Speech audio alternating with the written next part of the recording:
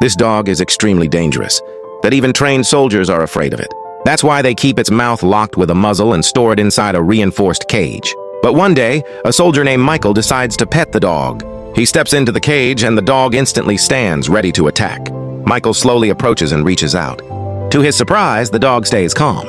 He gently pets it and tells his friend, "See, it's not that scary." But in the next second, the dog snaps. It lunges toward him, sending Michael into full panic. He shoves the dog back into its crate, locks it, and quickly loads it into a transport vehicle. Inside the car, the dog barks uncontrollably. Only after a long while does it sit down, exhausted. But Michael still feels tense. He calls his superior, who warns him, "That's not an ordinary dog. It's a highly trained military canine.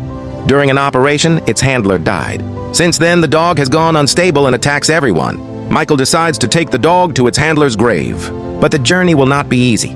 Right after the call ends, the dog goes wild again. Michael tries to calm it with his voice, but nothing works until the car finally stops.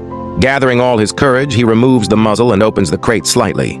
The dog growls aggressively, forcing Michael to shut it again. He runs to a nearby store to buy supplies. While he's gone, the dog escapes from the crate.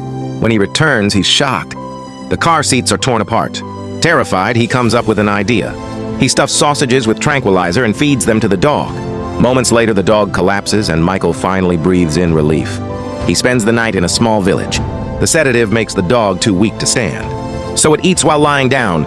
Feeling guilty, Michael sits beside it and tries feeding it by hand. But the dog no longer trusts him. The next morning, the dog hasn't had water at all. When Michael opens a bottle to drink, the dog suddenly jumps and snatches it from him. Michael laughs nervously, trying to rebuild trust. But the dog ignores him completely.